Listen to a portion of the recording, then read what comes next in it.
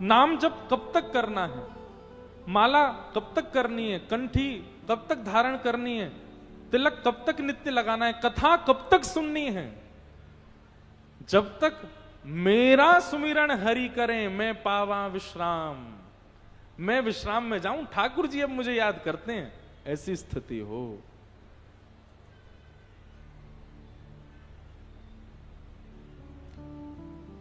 अच्छा एक बात बताऊं, ठाकुर जी आपको याद करते हैं, इसका प्रमाण है कोई? हां, 2-3 प्रमाण हैं। क्या? संतन में मति, संतन में गति, संत चरण रज सदा लुभाने, गिरधर जब अपनों कर जाने।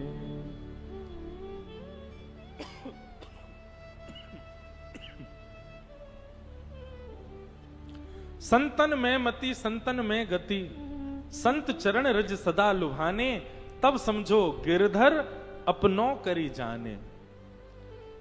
किसी वैष्णव को देख करके आप प्रसन्न हो जाते हो, किसी संत को देख करके आप आनंदित हो जाते हो, किसी के सिर पर उर्धपुंड देख करके आप खुश हो जाते हो। भले ही अपरिचित है लेकिन उसको देख करके आप अत्यंत आनंद में भर जाते हो। और उसकी चरम स्थिति ये कि किसी वैष्णव को देख, ये पता चल जाए कोई ब्रज से आया है, कोई ब्रजवासी है, नेत्र सजल हो जाए उसको देख करके, समझ जाना आपसे ठाकुर जी प्रसन्न हैं और आपको स्वीकार कर चुके हैं।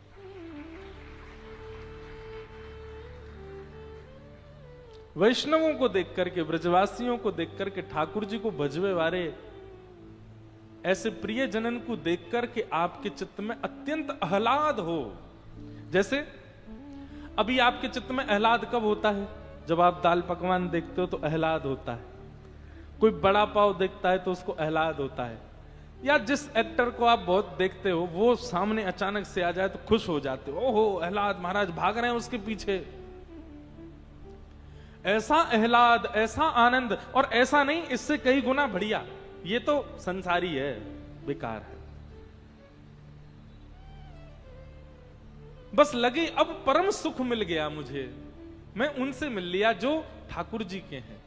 और इसका मतलब ये नहीं कि आप हमारे लिए सोचो ये बात, या किसी अन्य कथा करने वाले के प्रति ऐसी भावना, ऐसा नहीं। अगल बगल में देखो, जिसके गले में कंठी माला हो, जिसके रूप स्वरूप को देख करके ऐसा लगता हो कि हाँ ये तो वैष्णव है, ये तो ठाकुर जी का है, उसको देख करके भी आपको उतनी प्रसन्नता हो जितनी प्रसन्नता किसी भगवत कथा करने वाले को देख के हो रही है, तब समझना। अब नहीं तो मंच पर बैठ के कथा करने वाले को देख के तो सब रीझ जाते हैं, उससे रीझना कोई बड़ी बात नहीं है। ये व्यास मंच है, यहां अपने आप आकर्षण हो जाता है लोगों का, ये कोई बड़ी बात नहीं है।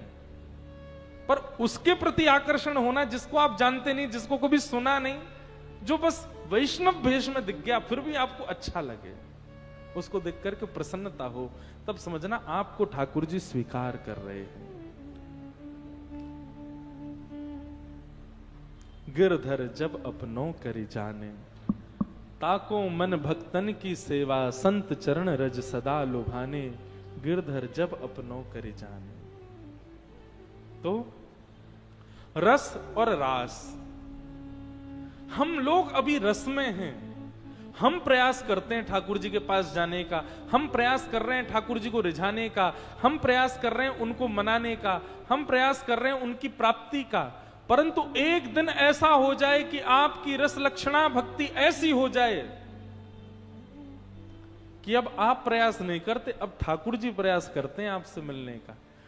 अब आप तो चाह ही नहीं रहे थे, अभी तो ये होती है योजना आप बना रहे हो, टिकट बुक करा दी 15 दिन बाद की जगन्नाथपुरी जाना है, इसका मतलब हो गया ये रस है, आप प्रयास कर रहे हो, पर कोई क्रम नहीं था, कोई नियोजन नहीं था, अचानक से आपके कार्य से आपको छुट्टी मिल गई और अचानक से ऐसी योजना बनी कि आपको जाना पड़े जगन्नाथपुरी।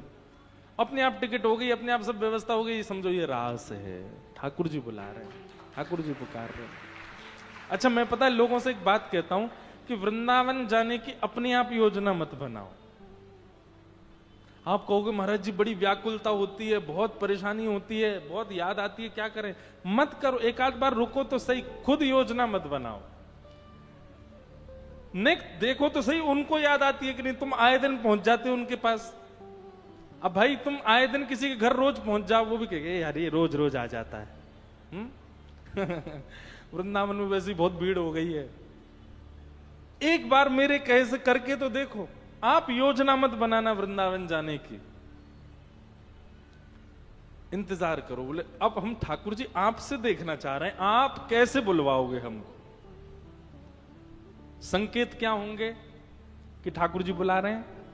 सबसे पहला संकेत, कोई ब्रज से आपके लिए प्रसाद आ जाएगा घर पर बिना बुलाए। यह प्रथम संकेत होगा कि ठाकुर जी ने निमंत्रण भेज दिया है। बोले आजा, लोभ दे रहे हैं, पहले मीठा दे करके लोभ दे रहे हैं, फिर भी मत जाना। दूसरा संकेत क्या होगा? आपके आसपास जहां भी आप रहते हो वहां कोई ब्रजवासी आ जाएगा, ब्रज का कोई व्यक्ति आ जाएगा। ये ठाकुर जी का दूसरा संकेत मानो कि ठाकुर जी बुला रहे हैं। और तीसरी प्रतीक्षा, तीसरा संकेत, रात्रि स्वप्न में ब्रजमंडल का दर्शन हो जाए। यमुना जी, गोवर्धन नाथ जी या वृंदावन के कोई निधि, राधा रमण, राधा वल्लभ बिहारी जी का तनिक सा भी दर्शन हो जाए, बस दूसरे दिन ही पैकिंग कर लेना अपनी। बोले चलो अब नहीं, इससे ज्यादा नहीं तो बुलाएंगे ही नहीं। फिर ये 3 संकेत मिलेंगे ठाकुर जी के, तो समझ जाना कि अब वृंदावन से बुला रहे ठाकुर जी, तुरंत पहुंच जाओ। ये 3 संकेत ब्रज के निमंत्रण है। एक बार करके तो देखो ऐसा। आप अपने आप से क्यों टिकट बुक करते हो? अपने आप से योजनाएं, अच्छी बात है आप आए दिन जाओ, लेकिन मेरा तो मानना ऐसा है कि रस में ही क्यों रह रहे हो? एक दिन रास तो होने दो। और जब ऐसी योजना बने तब समझना अब रास हुआ है, अब रास हो रहा है। और उस समय जब आप वृंदावन जाओगे ना, वृंदावन में राधा वल्लभ जी, बिहारी जी, राधा रमण जी के सामने जाकर के भावुक होना तो दूर की बात, आप ट्रेन से उतरोगे या फ्लाइट से जाकर के गाड़ी से वृंदावन में जैसी पैर रखोगे ना, वही सुख का अनुभव होगा जो श्री राधा रमण जी के सामने खड़े होके होता है। वही सुख का अनुभव होगा जो बिहारी जी के सामने खड़े होके होता है। ये रास की परिलक्षणता, ये रास की परिकल्पना है। ये रास होने तो दीजिए। हम ठाकुर जी तो रास करना चाहते हैं, हम करने कहां दे रहे हैं उनको? तो प्रतीक्षा करो। और माफ कीजिएगा, ये प्रतीक्षा 1, 2, 3, 4, 5 वर्ष तक भी जा सकती है। अब कितने दिन की प्रतीक्षा हो ये नहीं कह सकता मैं। कहो तो आज मैंने कही है, तो 2-4 दिन में ही कुछ हो जाए। तो रास होने दीजिए बंधुओं। प्रतीक्षा ना प्रेम को और सुंदर बनाती है। उस प्रतीक्षा को रहने दिया कीजिए। कभी कभी प्रतीक्षा में जैसे ही आप संयोग को ले आते हैं ना, तो प्रतीक्षा समाप्त हो जाती है। और प्रतीक्षा समाप्त होते ही प्रेम जो है जहां था वहीं रुक जाता है, फिर बढ़ना बंद हो जाता है। प्रतीक्षा, जैसे जैसे प्रतीक्षा होती है प्रेम बढ़ता रहता है। मुझे तो ऐसा लगता है, मैं अपनी मनोबुद्धि से कहूं, जिसके जीवन में बहुत प्रतीक्षा है, समझना कि वो इतना समीप जाने वाला है। ठाकुर जी इतने इतने भाव से मिलने वाले हैं उससे एक दिन, जिसने प्रतीक्षा बहुत करी है। और जो, अब बुरा नहीं मानना वो लोग जो यूं कहते, जिनके बारे में मैं कहूं साल में 3, 4, 5 बार तो वृंदावन ही चले जाते हैं, हर महीना चले जाते हैं, ये आपका पता क्या, ये नियम हो गया। अब आप हर महीने वृंदावन जा रहे हो, वृंदावन को आपने एक नियम बना लिया। अच्छी बात है, जाओ, आपके लिए इतनी व्यवस्था ठाकुर जी ने कर दी, जाओ। पर मैं मानता हूं कि वृंदावन को आमंत्रण देने दो ना, तब तक प्रतीक्षा करो।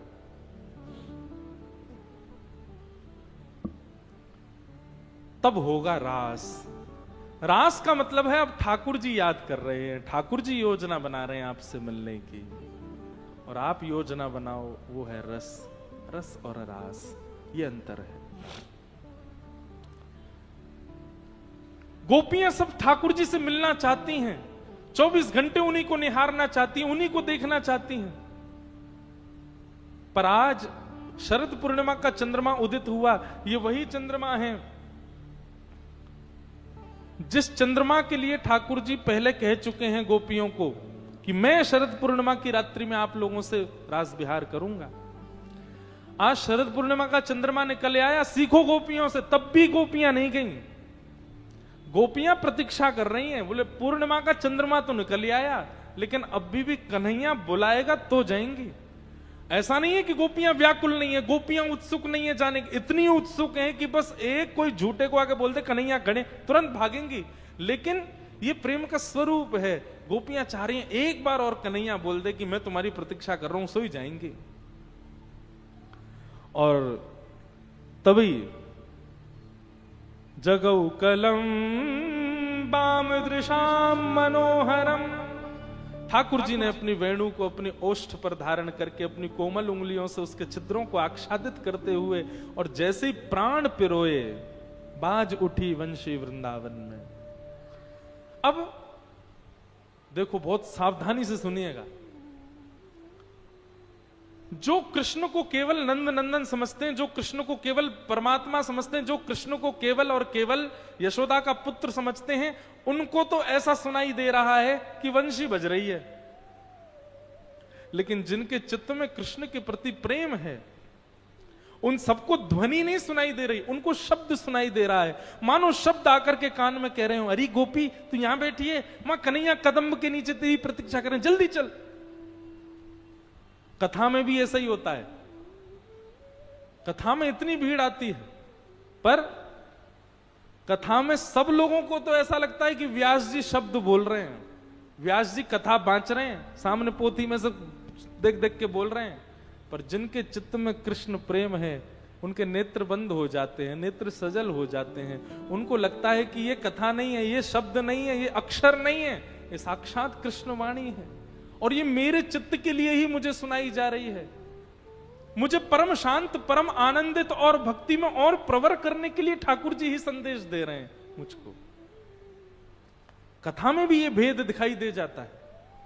कई लोग मात्र शब्द सुनते हैं, कई लोग मात्र संस्कृत सुनते हैं, कई लोग मात्र केवल एक भाषा सुनते हैं, पर कृष्ण प्रेम में उन्मुक्त श्रोता तो प्रेम सुनता है। कृष्ण प्रेम में उन्मुक्त श्रोता तो ठाकुर जी का संदेश सुनता है कथा में। वक्ता तो वेणु है, कृष्ण के प्रति प्रेम होगा तो वक्ता की वाणी साक्षात कृष्ण वाणी लगेगी। और यदि ठाकुर जी केवल भगवान है, इतना ही प्रेम है, बस इससे ज्यादा कोई भाव नहीं, तो फिर शब्द ही लगेंगे। वही हुआ ब्रजमंडल में, जब वंशी बजाई ठाकुर जी ने तो कृष्ण प्रेम उन्मुक्त गोपियां व्याकुल हो गईं, मानो कानों में आकर के शब्द कह दिया हो। यहां पर लिखा है जगौ कलम बाम दृशाम मनोहरम। ठाकुर जी ने क्लीम शब्द का उच्चारण किया है वंशी के द्वारा। गोपियों को लग रहा है कि कन्हैया हमको पुकार रहे हैं, और उसी समय गोपियां अपने जिस कार्य में थी वहीं उस कार्य को छोड़ करके भागी। इतना भी विचार नहीं किया कि इसको व्यवस्थित तो कर चले हम। दौड़ी कृष्ण से मिलने के लिए। कोई अपने पति को छोड़ के भागी, कोई बच्चों को छोड़ के भागी, कोई जितने भी रिश्ते नाते हैं संसार के जिनको कभी नहीं त्याग सकता कोई, उन सबको भी छोड़ करके गोपियां भागी हैं कृष्ण से मिलने के लिए। कोई गोपी अपना श्रृंगार कर रही है तो अंजलोचने, अपनी आंखों में काजल लगा रही है। कोई गोपी अपनी बेनी गूंथ रही है, अपनी चोटी बना रही है। कोई गोपी सुंदर अपना श्रृंगार कर रही है, कोई गोपी वस्त्र धारण कर रही है। ऐसी गोपियां भी, वो भी इतना विचार नहीं कर रही है कि अभी श्रृंगार पूर्ण नहीं हुआ, इसको पूर्ण तो कर लूं। जैसी थी, शब्द कान में आया, ध्वनि कान में आई, तुरंत दौड़ी, वैसी ही अस्त व्यस्त। मतलब गोपियां मानो संकेत कर रही हैं कि कृष्ण संकेत मिल जाए, कृष्ण आगमन की सूचना मिल जाए, और कृष्ण प्रेम भर के बुला रहे हैं, ऐसा कहीं से भी संकेत मिल जाए, उसके बाद विचार मत करो, बस चले जाओ।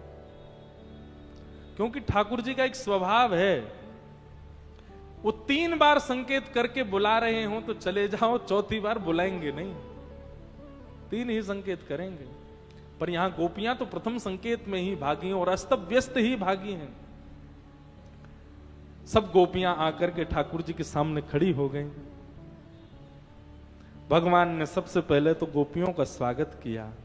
स्वागतम वो महाभाग प्रियम किम करवाणि ब्रजस्यानामयं कश्चित् वृतागमन कारणम। आइए आइए आइए, स्वागतम स्वागतम स्वागतम, पधारो। आप सबका स्वागत है। वृतागमन कारणम, आप सबके आने का कारण जान सकता हूं मैं? इतनी रात्रि को अपने पति परिवार सबको छोड़ छाड़ के आप क्यों चली? ऐसा कथा में भी होता है। व्यक्ति जब कथा सुनता है 1 दिन 2 दिन 3 दिन 4 दिन लगातार कथा, फिर चौथे 5वें दिन उसके चित्त में अपने आप, मैं क्यों आता हूं कथा सुनने? अपनी दुकान बंद करके परिवार वालों से लड़के झूठ बोल क्यों आता हूं यहां पे? ठाकुर जी मिलते तो है नहीं, बस विरह देते रहते हैं, व्याकुल करते रहते हैं, प्रेम बढ़ाते, मिलते तो है नहीं, मैं क्यों आता हूं? ये प्रश्न जब चित्त में आए तो समझना ठाकुर जी ने ही पूछा है। वृतागमन कारणम, अपने आने का कारण बताओ, क्यों आए हो यहां पर? अच्छा, तब ठाकुर जी 10 श्लोकों में गोपियों को स्त्री धर्म बताते हैं। तुम सब पतिव्रता नारी अपने अपने पतियों को छोड़ आई। राम राम राम राम राम, तुमको पता कितना बड़ा पाप है ये? एक पतिव्रता नारी जब अपने पति का त्याग करती है, उसको कितने दिन के लिए नरक जाना पड़ता है, उसके कुल में किसके साथ क्या होता है, आदि आदि सब बात ठाकुर जी यहां पर पतिव्रता नारी के धर्म समझाने लगे और कहने लगे तुम लोगों को बहुत बड़ा पाप लगेगा। एक परपुरुष के पास आ गई हो, चलो जाओ, वापस चली जाओ, अपने अपने घर जाओ। गोपियां खड़ी हैं सामने। 10 श्लोकों में भगवान ने गोपियों से कहा जाओ वापस अपने घर लौट जाओ। और जब 10 श्लोक बाद भगवान मौन हो गए, गोपियां बोली अब हम कुछ कहें? ठाकुर जी बोले बोलो। और गोपियों ने यहां पर प्रणय गीत कहा। मुझे सबसे ज्यादा प्रिय है प्रणय गीत। श्रीमद् भागवत में इतना सुंदर गोपियां उत्तर दे रही हैं। गोबर थापने वाली अनपढ़, कोई स्कूल में नहीं गई है, पर ब्रह्म को उत्तर दे रही हैं कि हम क्यों आई हैं। मैवं विभोर्हति भवान् गदितुं नृशंसम् सन्त्यज्य सर्वविषयांस्तव पादमूलम् भक्ता भजस्व दुर्वाग्रहमात्यजास्मान् देवो यथादिपुरुषो भजते मुमुक्षु। गोपियों की शब्दावली अद्भुत। गोपियां कह रही हैं श्याम सुंदर, तुम भोक्ता हो और हम भात हैं। पीड़ा भात को होती है निर्माण करने में, स्वयं को उबालना पड़ता है, स्वयं को तपाना पड़ता है, स्वयं को बहुत विचलित करना पड़ता है, तब जाकर के भात निर्माण होता है। भोक्ता तो क्या करता है, दाल डाल के खा लेता है, उसको क्या पता कि भात कितनी मेहनत से बना है। कन्हैया तुम भोक्ता हो, तुमको क्या पता हम कितनी पीड़ा सह करके बनते हैं। सब लोग सावधानी से कथा सुनो। भक्त बनना आसान नहीं है बंधु। जो कभी तपा ना हो, जिसने कभी विरह वेदना ना सही हो, जिसको कभी किसी ने भक्ति करने से रोका ना हो, जिसकी भक्ति पर कभी किसी ने उपहास ना किया हो, समझना अभी वो भक्त बना नहीं। जिसने उपहास भी सहा है, जिसने रुकावटें भी सही हैं, जिसने बहुत ठोकरें खाई हैं, जिसने बहुत श्रम करके बड़ी मशक्कतें करके ठाकुर जी को देख पाता है, बहुत मेहनत करके कथा सुन पाता है, बहुत सारी परेशानियों से जूझ करके ठाकुर जी से प्रेम कर पाता है, असली भक्त वही है, उसका निर्माण हुआ है। इसका मतलब ये नहीं है कि जिनको सहजता से भक्ति मिल जाती है वो भक्त नहीं, उन्होंने पूर्व जन्म में सहा होगा, लेकिन भक्ति का वरदान सहजता से नहीं आता। हमने आपने कभी ना कभी तो सहा है, कभी ना कभी तो सहा है अपने जीवन में। सहने के बाद ही भक्ति आती है जीवन में, क्योंकि भाई अध पके चावल तो कच्चे हो जाते हैं, खाओगे तो वादी करेंगे, खाओगे तो अपच कर देंगे। भक्त और भात की एक ही जाति होती है। जिस प्रकार भात पूर्ण रूपेण उबल कर खोल करके बनता है, ऐसे भक्त भी बहुत परिश्रम करके बनता है। ये बात गोपियां कह रही हैं ठाकुर जी से, और हम गोपियां वही उष्ण जल में तपी हुई, उबली हुई और हर प्रकार से संकटों से घिरी हुई होकर के आपके पास आई हैं ठाकुर जी।